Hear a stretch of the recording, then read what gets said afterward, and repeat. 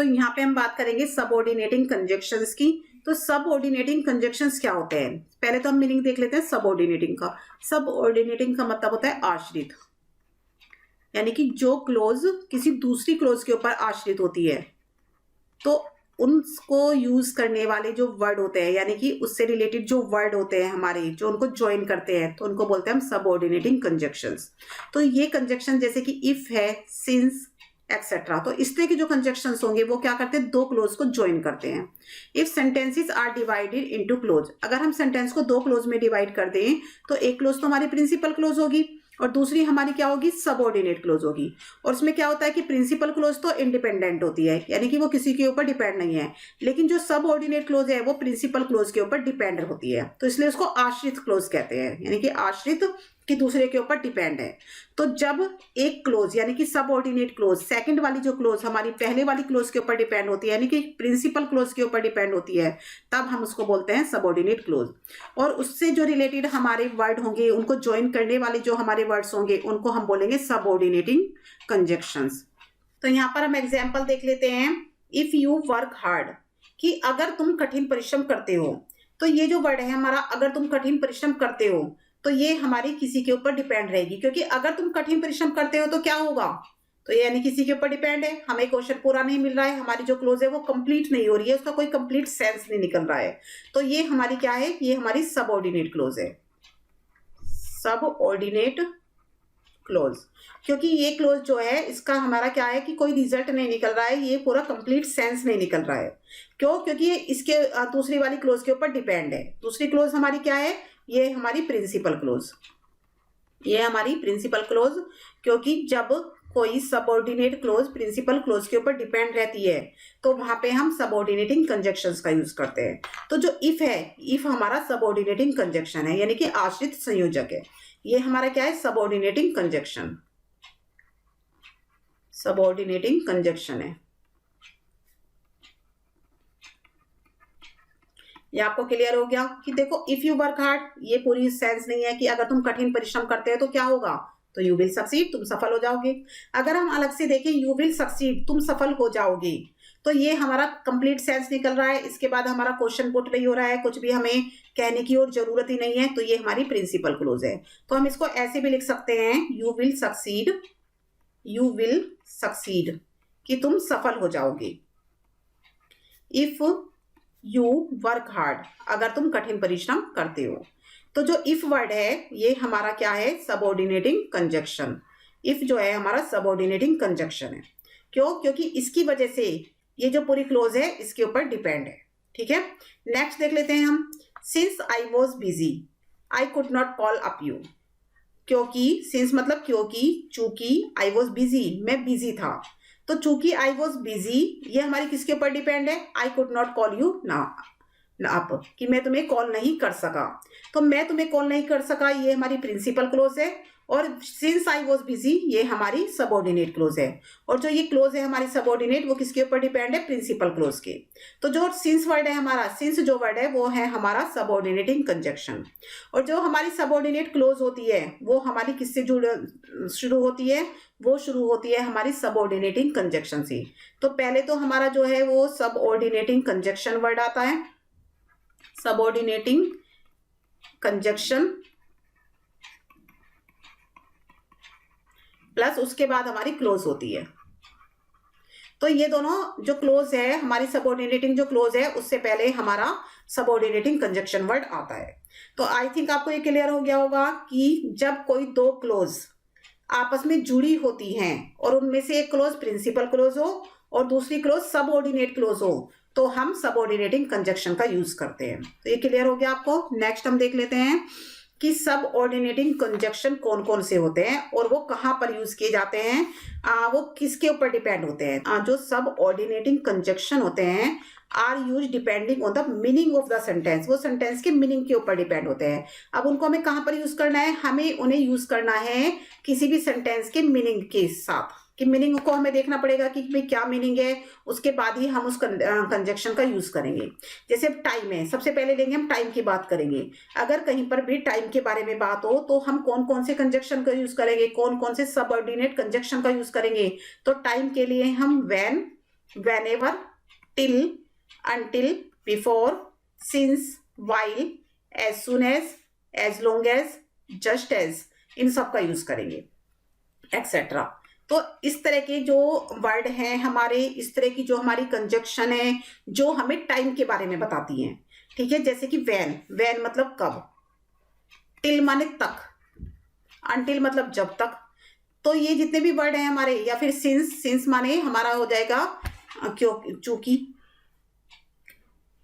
Since जैसे जब तक, वाइल, एज सुन एज मतलब जो ही। तो देखो जो ही, वाइल मतलब जब तक। तो ये जो वर्ड है हमारे, ये हमें समय के बारे में बता रहे हैं। बिफोर मतलब पहले, बिफोर का मतलब पहले। तो ये सब हमें किसके बारे में बता रहे हैं, समय के बारे में बता रहे हैं। तो जो कंजक्शंस हमें टाइम के बारे में बताई, समय के बारे में बताई, तो उनको हम according to meaning of the sentence के यूज करेंगे। तो एग्जाम्पल देख लेते हैं इसके कि व्हेन आई सॉ हिम, जब मैंने उसे देखा, I stop the my car, तो मैंने अपनी कार को स्टॉप कर दिया। तो यहाँ पे देखो जो व्हेन वर्ड है, व्हेन का यूज किसके लिए हुआ है, टाइम के लिए, कि जब उसे देखा, तो जब यानी टाइम। तो when I saw him I stopped my car, मैंने अपनी कार को रोक दिया। अब देखो as soon as it rains the farmer will sow the seeds, तो फार्मर क्या करेंगे, सीड को सो कर देंगे। तो कब सो कर देंगे, जैसे ही बारिश होगी। तो एज सून एज यानी कि जो ही बारिश होगी, तो फार्मर क्या करेंगे, फार्मर अपनी सीड्स को सो कर देंगे। तो यानी कि टाइम क्या है कि जब बारिश होगी। तो ठीक है, जैसे ही बारिश होगी, तो यहाँ पे टाइम की बात हो रही है। तो जिस भी सेंटेंसेस में टाइम से रिलेटेड जो भी सेंटेंसेस है, उसमें हम सबऑर्डिनेट कंजक्शन कौन सी यूज करेंगे, जो टाइम से रिलेटेड है। तो यहाँ पे हम एक एग्जांपल और देख लेते हैं। I will start the business as soon as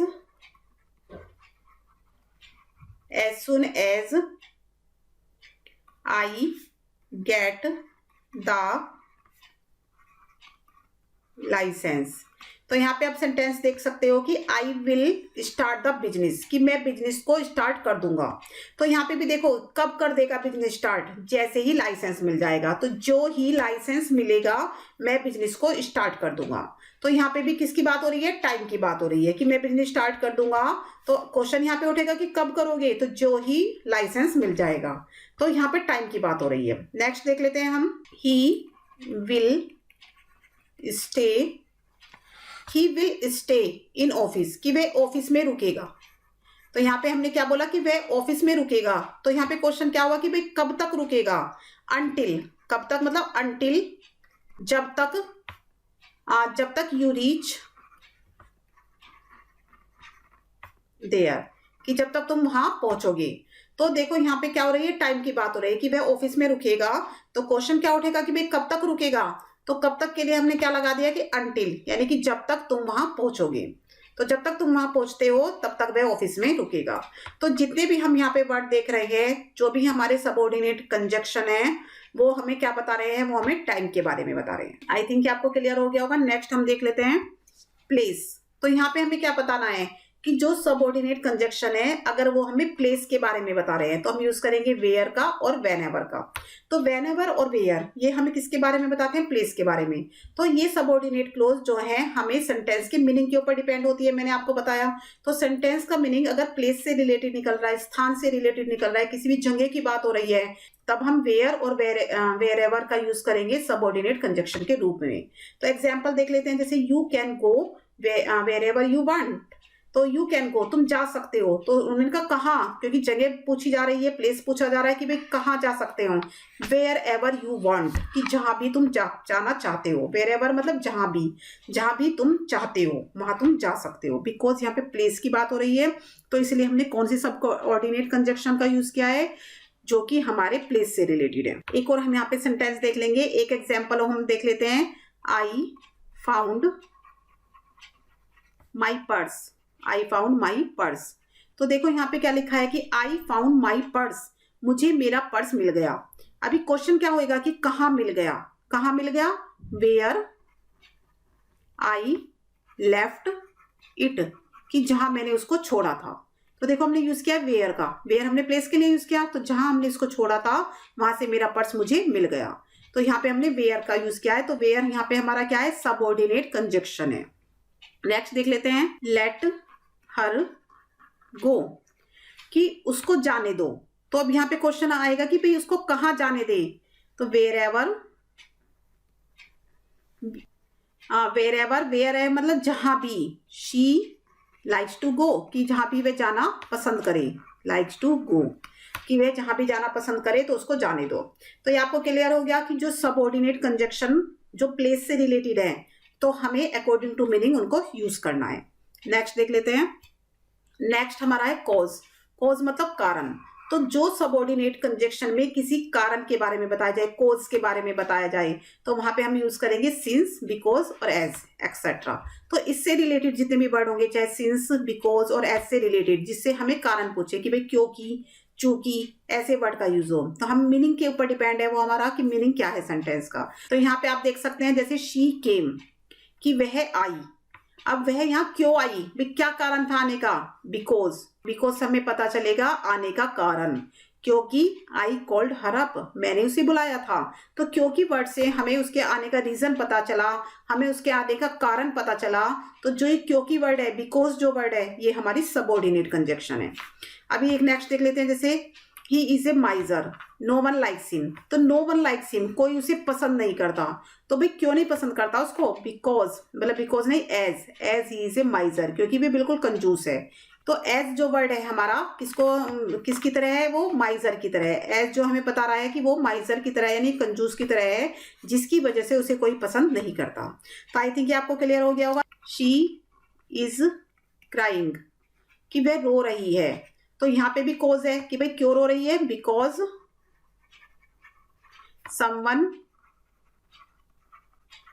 because someone यानी कि किसी ने चुरा लिया है, someone has stolen her purse, क्योंकि किसी ने उसका पर्स चुरा लिया है, तो वह क्या कर रही है, क्राइम कर रही है। तो बिकॉज हमारा क्या बता रहा है, कारण को बता रहा है, कॉज को बता रहा है। नेक्स्ट देख लेते हैं हम यहाँ पर, I can't by this car, कि मैं इस कार को नहीं खरीद सकता। भाई क्यों नहीं खरीद सकते, सिंस, चूंकि यह बहुत महंगी है, because it is very costly, since it is very costly, क्योंकि ये महंगी है। तो चूंकि ये महंगी है इसलिए मैं इस कार को नहीं खरीद सकता। तो आई थिंक ये आपको क्लियर हो गया होगा कि भाई कॉज वाले कौन कौन से सबऑर्डिनेट कंजक्शन होते हैं और हमें उन्हें किस तरह से यूज करना है, अब वो कैसे मीनिंग के ऊपर डिपेंड है। तो नेक्स्ट हम देख लेते हैं कि जो हमारा नेक्स्ट है पर्पस है। पर्पस मतलब उद्देश्य, कि भाई क्या लक्ष्य है काम करने का, क्या पर्पस है काम करने का। तो तब हम कौन कौन से सबऑर्डिनेट कंजक्शन का यूज करेंगे, तब हम यूज करेंगे that, so that, in order that और लेस्ट एक्सेट्रा। तो इस तरह के वर्ड का यूज करेंगे जिन वर्ड से हमें किसी भी काम करने के पर्पस का पता चले, किसी के काम करने के उद्देश्य का पता चले। तो यहाँ पे हम देख लेते हैं सेंटेंस नंबर 1। तो वी ईट, हम खाते हैं। वे क्यों खाते हैं, क्या उद्देश्य है खाने का, सो दैट, जिससे कि हम जिंदा रह सके। तो सो दैट का यूज किया हमने, सो दैट मतलब जिससे कि। तो जिससे कि से हमें क्या पता चला, उसके पर्पस का पता चला, उसके उद्देश्य का पता चला कि भाई तुम क्यों खाते हो, क्या उद्देश्य है तुम्हारे खाने का, कि भाई जिससे कि हम जिंदा रह सके। तो अगर रन फास्ट, तेज दौड़ो, भाई तेज दौड़ने का उद्देश्य क्या है, क्यों तेज दौड़े, कि जिससे कि तुम्हारी ट्रेन मिस ना हो जाए। लेस्ट you should miss the train, कि तुम्हें ट्रेन मिस नहीं करनी है इसलिए तुम्हें तेज दौड़ना पड़ेगा। तो जो लेस्ट वर्ड है इससे हमें क्या उद्देश्य का पता चल रहा है कि भाई तेज दौड़ना पड़ेगा क्योंकि तुम्हारी ट्रेन मिस ना हो जाए। ठीक है, तो यहाँ पे हम क्या कर रहे हैं कि पर्पस की बात कर रहे हैं, उद्देश्य की बात कर रहे हैं। इन वाले जो वर्ड हमारे यहाँ पे लिखे हैं सबऑर्डिनेट कंजक्शन है ये, जिससे हमें किसी भी सेंटेंस के अंदर जो हमारा नाउन है या जो हमारा प्रोनाउन है उसके काम करने के, एक्शन करने के पर्पस का पता चलता है। तो नेक्स्ट देख लेते हैं हम रिजल्ट। अब हमें क्या निकलेगा, रिजल्ट निकलेगा कि काम तो हमने कर लिया, एक्शन तो हमने कर लिया, अब उस एक्शन का रिजल्ट क्या है। तो उस रिजल्ट के लिए हम यूज करेंगे सो दैट या फिर सच दैट का। तो देखो ही इज सो वीक, कि वह इतना कमजोर है, कितना, क्या रिजल्ट है उसका, कि that he can not even stand, कि वह खड़ा भी नहीं हो सकता। रिजल्ट क्या है कि वह इतना कमजोर है कि वह खड़ा भी नहीं हो सकता। तो हमने किसका यूज किया है, सो के साथ हम दैट का यूज करेंगे यहाँ पे। ही इज सच अ फूल, कि वह इतना बेवकूफ है, सच अ फूल कि that he don't understand anything, कि वह कुछ भी नहीं समझ सकता। तो सच के साथ हम यहाँ पे यूज करेंगे दैट का। तो हमने क्या देखा है कि सो और सो हम यूज करेंगे, सो या दैट, या फिर हम यूज करेंगे सच या दैट। तो सो के साथ हम दैट का यूज करेंगे और सच के साथ दैट का यूज करेंगे रिजल्ट दिखाने के लिए। किसी भी सेंटेंस के अंदर कोई भी एक्शन हो रहा है, कुछ भी काम हो रहा है, तो उसका रिजल्ट दिखाने के लिए कि ही इज सो वीक, वे भी बहुत कमजोर है, वो इतना कमजोर है, वे कितना कि वे चल भी नहीं सकता, कि वे इतना बेवकूफ है, भाई कितना बेवकूफ है कि वे किसी भी चीज को समझ भी नहीं सकता। तो यहाँ पे हमें क्या पता चल रहा है कि जो सो दैट है या सच दैट है, ये सबऑर्डिनेट कंजक्शन है हमारी, और ये हमारी किसी सेंटेंस के अंदर रिजल्ट को शो करने के लिए यूज की जाती है। तो नेक्स्ट हम देख लेते हैं कंडीशन। तो जब हमारी कंडीशन रखी जाए, कोई भी शर्त रखी जाए, तब हम यूज करेंगे इफ का, सपोजिंग, अनलेस, प्रोवाइडेड, एक्सेट्रा। ठीक है, तब हम इन वर्ड का यूज करेंगे। ये है हमारी सबऑर्डिनेट कंजक्शन, जिसको हम किसी भी कंडीशन को शो करने के लिए यूज करते हैं। तो सेंटेंस देख लेते हैं, जैसे ही कैन नॉट सक्सीड, कि भाई तुम सक्सीड नहीं हो सकते। तो किस कंडीशन पे, जब तक, अनलेस यानी कि जब तक तुम कठिन परिश्रम ना करो। ठीक है, अनलेस ही वर्कड हार्ड, कि जब तक वह कठिन परिश्रम नहीं करता है तब तक वह सक्सेस नहीं हो सकता, तब तक उसको सक्सेस नहीं मिल सकती, वो सक्सीड नहीं हो सकता। तो देखो, ही कैन नॉट सक्सीड, वह सक्सीड नहीं हो सकता कब तक, जब तक कि वह कठिन परिश्रम नहीं करता, अनलेस। ठीक है, I will help you, I will help him, मैं उसकी हेल्प करूंगा, प्रोवाइडेड ही मेंड्स हिज वेज, कि वह अपने रास्ते अगर तैयार करे। तो क्या प्रोवाइड करे, यहाँ पे प्रोवाइडेड का मतलब है कि जब तक वह अपने रास्ते तैयार करता है, अगर वो अपना रास्ता तैयार करता है, प्रोवाइडेड मतलब अगर वो अपना रास्ता तैयार करता है, अपना रास्ता खुद बनाता है, तो मैं उसकी हेल्प करूंगा। तो यहाँ पे आप इस सेंटेंस में क्या देख रहे हो कि आई विल हेल्प हिम, मैं उसकी हेल्प करूंगा, प्रोवाइडेड कि अगर वह अपना रास्ता मेंड करता है, बनाता है। तो अपने रास्ते खुद बनाएंगे तो तभी हमारी कोई हेल्प करेगा। तो यहाँ पे कंडीशन रख दी जाती है किसी भी सेंटेंस के अंदर कि वो हेल्प उसकी जब ही करेगा जब वो एक कंडीशन रख देगा, क्योंकि वह सफलता जब भी प्राप्त करेगा जब कोई कंडीशन होगी। तो यहाँ पे हमारी शर्त रखी जाती है। तो शर्त को रखने के लिए हम कौन कौन से वर्ड का यूज करते हैं, इफ, सपोजिंग, अनलेस या फिर प्रोवाइडेड। एक और हमने यहाँ पे सेंटेंस देख लेते हैं, जैसे ही विल हेल्प यू, कि वह तुम्हारी हेल्प करेगा। तो यहाँ पे हमारा जो सेंटेंस है कि ही विल हेल्प यू, कि वह तुम्हारी हेल्प करेगा। तो क्या शर्त रखते हैं हेल्प करने के लिए, इफ यू आस्क हिम, कि अगर तुम उससे कहोगे, कि अगर तुम उससे कहोगे तो वो तुम्हारी हेल्प कर देगा। तो यहाँ पे शर्त क्या रख दी कि भाई तुम उससे अगर बोलोगे तो वो तुम्हारी हेल्प कर देगा। और शर्त का हमें किस वर्ड से पता चला, इफ से पता चला, यदि से पता चला, कि यदि तुम बोलोगे उसको तो वह तुम्हारी हेल्प कर देगा। तो कंडीशन यहाँ पे क्या आ गई कि अगर तुम बोलोगे। तो अभी यहाँ पे हम क्या देख रहे हैं कि ये सबऑर्डिनेटिंग जो कंजक्शन होते हैं ये हमारे डिपेंड होते हैं किस पे, on the meaning of the sentence के ऊपर। तो हम यहाँ पे किस किस की बात करते हैं, हम यहाँ पे टाइम की बात करते हैं, हम यहाँ पर प्लेस की बात करते हैं, यहाँ पे हम कोज की बात करते हैं कि भाई क्या कारण है काम करने का, यहाँ पे हम रिजल्ट की बात करते हैं, यहाँ पे हम पर्पस की बात करते हैं, कंडीशन की बात करते हैं। और अभी नेक्स्ट देख लेते हैं भाई, नेक्स्ट हम कर रहे हैं मैनर की बात, काम करने के तरीके की बात कर रहे हैं कि भाई किस मैनर से, किस तरीके से कोई भी काम, एक्शन हुआ है। तो देखो इसके लिए हम किसका यूज करेंगे, एज का, एज इफ, एज दो, एज फार एज, एक्सेट्रा। तो इन सब वर्ड का हम यहाँ पे यूज करने वाले हैं। तो एग्जाम्पल देख लेते हैं, ही स्कोल्डेड मी, कि उसने मुझे डांटा। भाई किस तरीके से डांटा उसने, एज इफ, मानो ही वर माई फादर, कि मानो कि वह मेरे पिता हों, जैसे वो मेरे फादर थे, तो उन्होंने मुझे ऐसे डांटा जैसे कि वो मेरे फादर थे। तो तरीका क्या था डांटने का, बिल्कुल उसके पापा के जैसे, मानो, एज इफ मतलब मानो। ठीक है, तो यहाँ पर आपको समझ में आ गया होगा कि भाई मैनर किस तरीके की बात हो रही है। इसमें बात हो रही है कि उसने मुझे इस तरह से डांटा जैसे कि वो मेरे पापा हों। तो नेक्स्ट, ही प्रोटेस्टेड। तो यहाँ पे देखो, ही प्रोटेस्टेड, उसने विरोध किया। तो उसने विरोध किया एज दाओ, यद्यपि, उसने विरोध किया यद्यपि ही वर इन ऑपोजिशन। तो यहाँ पे क्या सेंटेंस है कि ही प्रोटेस्टेड, उसने विरोध किया, विरोध किया, किस तरह से विरोध किया, मतलब उसका तरीका था, मैनर क्या था, उसने विरोध किया। हालांकि वो क्या था, ही वर इन ओपोजिशन, कि वो ओपोजिशन पार्टी में था, फिर भी उसने क्या किया, विरोध किया। अब मानो यहाँ पे एज दाओ, यानी कि यद्यपि ऐसा मानो कि ही वर इन ओपोजिशन, कि वो ओपोजिशन में था। तो ये आपको क्लियर हो गया होगा कि भाई हम किस तरह से यूज करेंगे यहाँ पे। तो जो हमारे यहाँ पे सबऑर्डिनेट कंजक्शन है, तो वहां पे हमने देखा कि किस किस तरीके से हमने यूज किया है इनको, और किस सेंटेंस में हमें इनका यूज कैसे करते हैं। तो नेक्स्ट हमारा होता है कंपैरिजन। तो ये भी हम देख लेते हैं कंपैरिजन के बारे में, कि जब हमारा कंपैरिजन किया गया हो तो कौन से वर्ड यूज करेंगे हम, एज, सो एज और देन का यूज करेंगे। तो हम इन वर्ड का यूज करेंगे कंपैरिजन दिखाने के लिए। तो आ वाइज एनिमी, कि एक जो बुद्धिमान शत्रु होता है वो बेटर होता है, किससे, better than a foolish friend, यानी कि एक बेवकूफ दोस्त से अच्छा तो एक बुद्धिमान शत्रु होता है। तो हमने कंपैरिजन की है, एक एनिमी और एक फ्रेंड की कंपैरिजन हमने यहाँ पर की है, कि जो एक बुद्धिमान एनिमी होता है, एक वाइज एनिमी जो होता है, वो better than a foolish friend, यानी कि एक बेवकूफ फ्रेंड से ज्यादा बेटर होता है। तो कंपैरिजन के लिए हमने यहाँ पे किस वर्ड का यूज किया है, कंपैरिजन के लिए हमने देन का यूज किया है, और देन हमारा यहाँ पर है, देन यहाँ पर हमारा सबऑर्डिनेटिंग कंजक्शन है।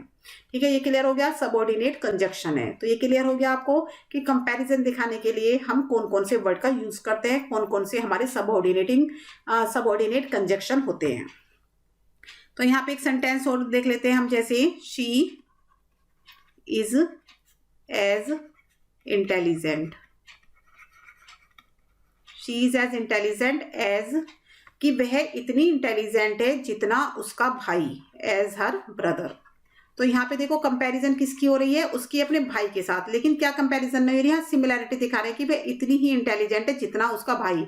तो हमने एज और एज वर्ड का यूज करके उसको उसके भाई से सिमिलैरिटी उसके भाई की हमने दिखाई है, कंपैरिजन उसके भाई से किया है। तो she is as intelligent as is brother, कि वह अपने भाई के जितनी ही इंटेलिजेंट है। तो यहाँ पे हमने एज और एज वर्ड का यूज किया है, तो जो कि हमारे सबऑर्डिनेट कंजक्शन है। तो अभी आपको क्लियर हो गया होगा कि हम सबऑर्डिनेट कंजक्शन का यूज कहाँ कहाँ पर करते हैं, किस किस पोजीशन में करते हैं, किस किस कंडीशन में करते हैं। तो आई थिंक आपको ये समझ में आ गया होगा। नेक्स्ट हम देख लेते हैं कंट्रास्ट। तो अभी हमारा एक और रहता है यहाँ पे कंट्रास्ट। कंट्रास्ट मतलब होता है कि बिल्कुल विपरीत, अपोजिट दिखाने के लिए, ऑपोजिट दिखाने के लिए हम यूज करते हैं कंट्रास्ट का। तो कौन कौन से वर्ड है जो कि हमारे कंट्रास्ट को दिखाते हैं, तो दो, आल्दो, दो, ऑल्दो और हाउएवर। तो ऑल्दो माने यद्यपि, दो माने भी यद्यपि, हाउएवर मतलब फिर भी। तो दो ही वर्कड हार्ड, दो मतलब होता है हालांकि, हम यहाँ पे बता देती हूँ आपको, हालांकि, और ऑल्दो मतलब होता है यद्यपि, और हाउएवर मतलब होता है फिर भी। तो दो ही वर्कड हार्ड, हालांकि उसने कठिन परिश्रम किया। तो देखो उसने कठिन परिश्रम किया लेकिन अपोजिट रिजल्ट आया, ही फेल्ड, वो फेल्ड हो गया। तो हमने दो वर्ड को दिखाया है कंट्रास्ट में। I tried very hard work, कि मैंने बहुत हार्ड वर्क किया, कोशिश की। हाउएवर फिर भी, I could not win the race, कि मैं रेस नहीं जीत सकी। तो यहाँ पे क्या दिखाया, विपरीत चीजें दिखाई है, कंट्रास्ट दिखाया है, बिल्कुल अपोजिट चीजें दिखाई हैं। तो अपोजिट यानी कंट्रास्ट दिखाने के लिए हम कुछ ऐसे वर्ड का यूज करते हैं जिससे हमें उनके बीच में कंट्रास्ट पता चलता है, उनके बीच में अपोजिट पता चलता है कि वे अपोजिट है, वे एक दूसरे के ऑपोजिट है। तो जैसे दो है, ऑल दो है, हाउएवर है, तो ये हमें क्या दिखा रहे हैं, यहाँ पे कंट्रास्ट दिखा रहे हैं। अगर आपको मेरी ये वीडियो पसंद आई हो तो प्लीज आप मेरी वीडियो को लाइक करें, शेयर करें और हमारे चैनल को सब्सक्राइब करें। Thank you for watching this video.